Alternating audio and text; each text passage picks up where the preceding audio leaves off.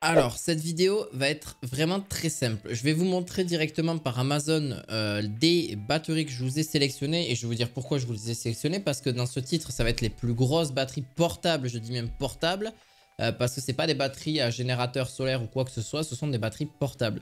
Alors, vraiment, il existe des marques donc sur Amazon et je vous en parlais de leurs défauts et de leurs points positifs.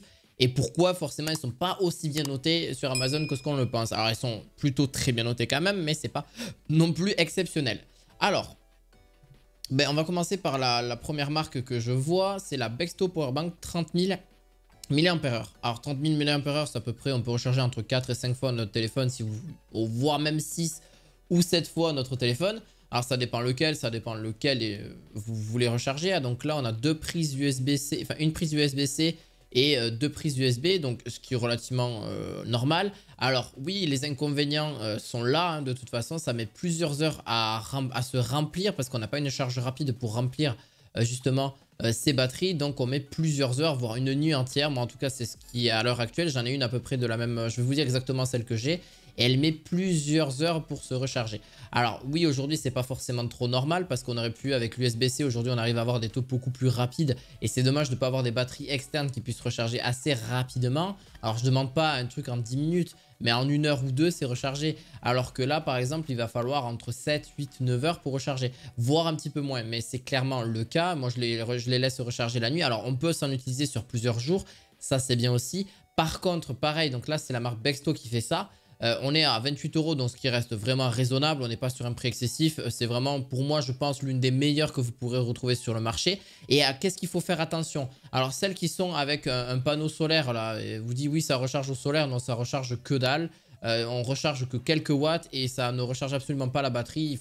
Il faudrait même plusieurs heures dans une journée pour tout recharger. Non, c'est quasi pas possible et c'est pas assez efficace. Voilà, donc les petites batterie, vous voyez un panneau solaire, c'est absolument inefficace et ça n'est pas du tout ce qu'il faut regarder.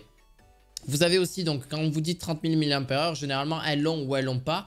Alors vous avez des appareils qui existent donc pour calculer grâce à l'USB-C combien vous avez dans la batterie en termes de stockage. Parce que à l'heure actuelle, oui, on a une petite prise en charge là, mais on peut voir le stockage en mAh. Donc là, c'est pour ceux qui souhaitent vraiment voir les détails de la batterie, si vraiment elle a 30 000 mAh ou si elle en a 29 000. Et bien j'ai envie de vous dire que non, parce que c'est comme un disque dur. Malheureusement, je ne sais pas pourquoi cela fait ça. Je ne suis pas scientifique. Mais clairement, on le voit aujourd'hui avec les... je vais y arriver. Avec les disques durs. Donc les disques durs pour stocker des données, etc. en général, vos photos, vos vidéos, peu importe. Mais là-dessus, c'est pareil. On n'a pas 1 Tera exactement. Quand on dit 1 Teraoctet, c'est 1000 gigas normalement. Normalement. Mais on les a pas. On a 920, 926. Des fois, ouais, on a 910, 911.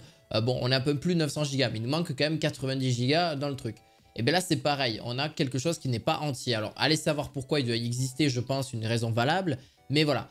Dans tous les cas, donc celle-ci est à LED. Donc en gros, vous allez voir un petit, voir combien elle se dépense, etc. Donc vous faites pas du tout avoir quand vous achetez ce genre de batterie parce que clairement, bon, dans tous les cas, vous avez donc de belles évaluations en règle générale. Ce qui ressort la plupart du temps, ben, c'est que la charge est extrêmement lente et ça met plusieurs temps. Alors vous pouvez l'utiliser sur plusieurs jours, hein, ce genre de batterie là, vous pouvez le garder pendant une semaine, votre téléphone il sera quasiment allumé pendant une semaine entièrement.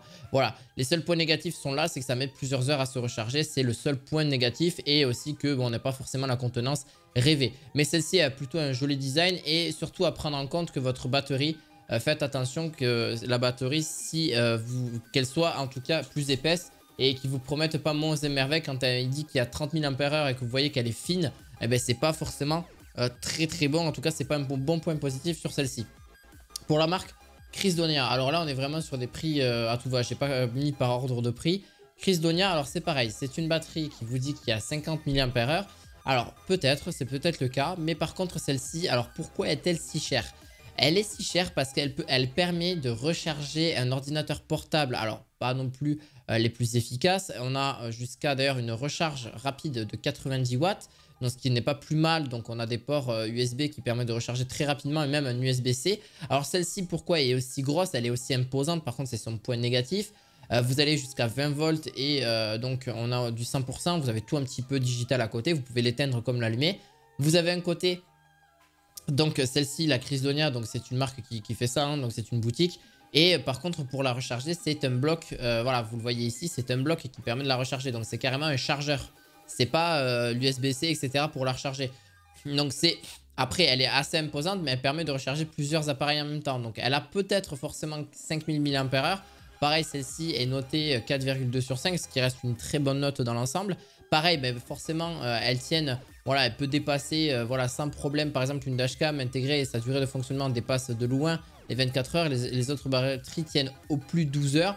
Donc voilà, clairement, c'est une batterie qui va tenir vraiment très longtemps. Si vous mettez une dashcam dessus, 24 heures, c'est quand même relativement énorme pour une batterie de ce genre. Et vous pouvez recharger des petits ordinateurs sans problème. Alors, il faut regarder quel type d'ordinateur parce que chaque ordinateur consomme une certaine électricité. Voilà, une certaine quelque chose là-dessus. Donc, ouais, je ne vais pas aller rentrer dans les détails pour celle-ci. Mais voilà, vous avez toutes les spécificités ici. On va jusqu'à 185 Wh, donc ce qui est quand même plutôt bien. Là-dessus. Alors, en gros, pareil, celle-ci, c'est une powerbank qui prend énormément de place, qui est grosse. J'ai un ami qui l'a. Il me l'a conseillé aussi. Alors, bon, franchement, en vrai de vrai, elle vaut plutôt le coup, clairement, parce qu'on a à peu près entre 30 000 et 36 000 à peu près sur les 50 000 de stockage. Donc, il vous dit 50 000 de stockage, mais en même temps, 50 €, voilà, hein, on va pas s'entendre à avoir 50 000 mAh. Là-dessus, on a donc à peu près 35 000, 36 000. Donc elle est quand même relativement imposante, donc elle a bien en tout cas ce côté où en fait il y a vraiment une batterie, il y a vraiment quelque chose. Vous pouvez recharger plusieurs fois vos smartphones sans trop de soucis. Elle pèse malheureusement, c'est vraiment son côté. Par contre elle se recharge en USB-C, donc ça c'est un plus aussi, ça vous évite d'avoir 36 câbles. Et en plus de ça, par contre, oui, elle est facilement transportable, mais quand même avec un poids de 860 grammes, donc ce qui est quand même pas trop mal. Ça prend une certaine place dans le voilà, dans le sac ou peu importe où vous voulez la placer.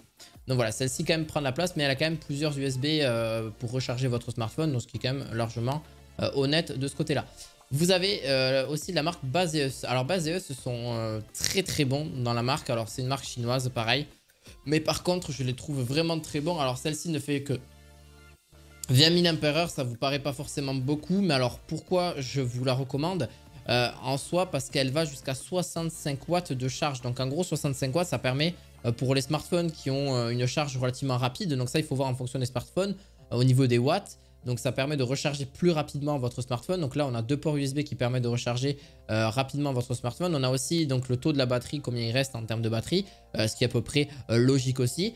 Vous en avez aussi donc pour recharger les MacBook Pro, etc. Vous pouvez tout recharger en général. Alors d'ailleurs pour ceux qui veulent voyager donc auprès normalement voilà, si vous voulez voyager donc si vous prenez l'avion, il ne faut pas dépasser 30 000 mAh en termes de batterie. Donc ça c'est très important à prendre en compte parce qu'ils vous les accepteront pas du tout là-dessus.